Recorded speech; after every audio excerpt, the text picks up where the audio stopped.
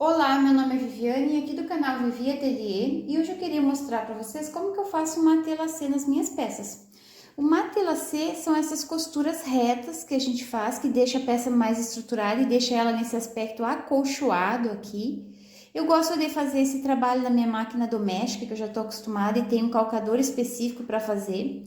Esse aqui é o calcador de costuras paralelas, ele tem marquinhas aqui, então fica fácil de se guiar.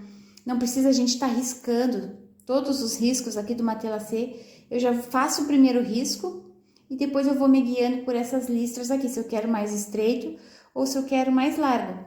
E na máquina doméstica também tem essa peça aqui, essa peça ela já veio na minha máquina. É uma peça que a gente coloca ali no calcador, no pezinho do calcador, e a gente pode medir a distância que a gente quer, se a gente quer uma costura mais larga ou mais estreita, e ir fazendo, se guiando por essa pecinha aqui.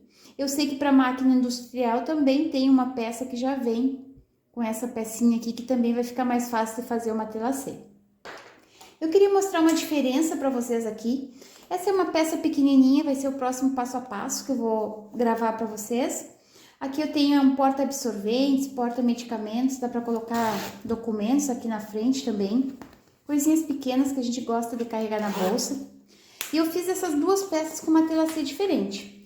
Aqui eu utilizei somente a manta R2 e o tecido tricoline. Então ficou uma matelacê simples, dá pra ver que a peça não ficou com volume, não ficou acolchoada.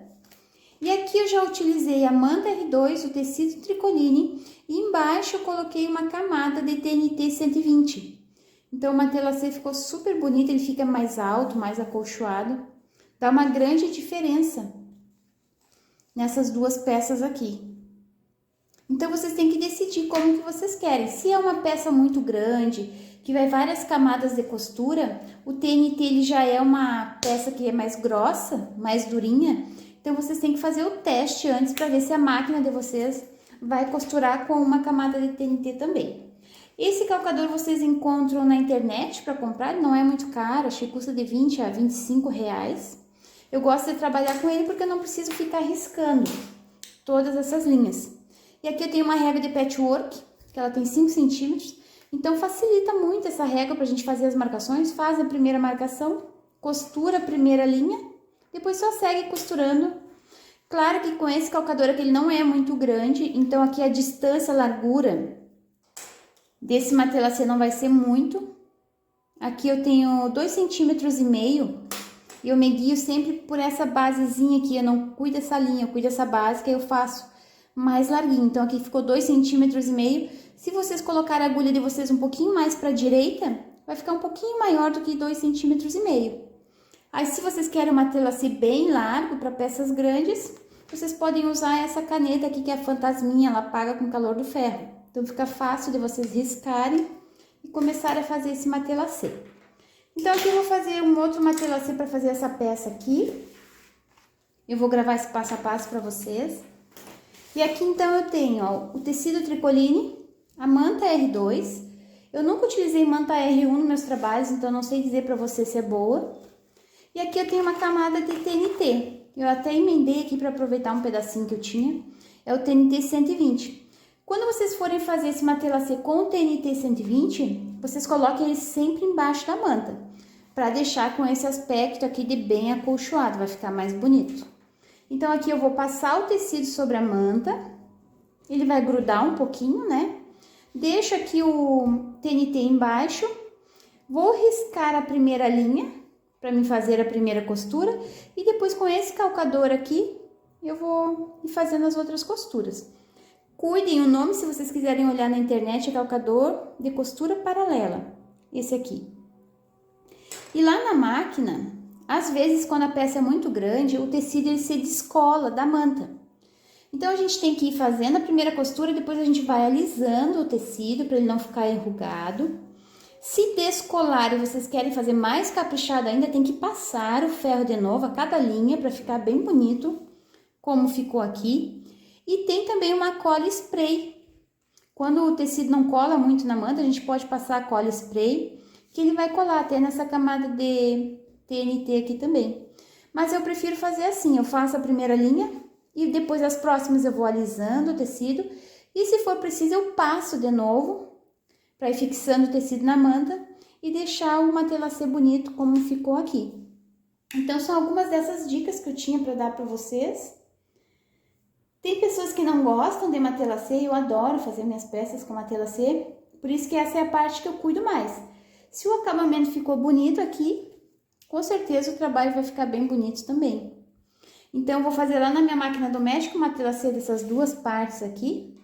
Aí eu vou fazendo e vou cuidando. Se precisar passar, eu passo. Se não precisar, eu vou somente alisando.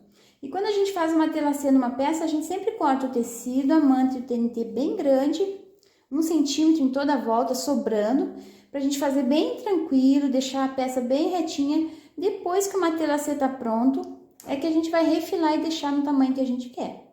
Então, agora eu vou passar essa peça aqui e vou começar fazendo o matelassê. Vou fazer a primeira linha com a minha régua de patchwork e a caneta que apaga com ferro. E vou usar esse calcador aqui para fazer lá. Eu uso o ponto número 3 para fazer o matelassê. Eu acho que quanto menor o ponto, mais fácil do trabalho fica enrugado. Quanto maior, fica mais fácil ele ficar bonitinho assim. Então, eu gosto de usar sempre o pontinho número 3.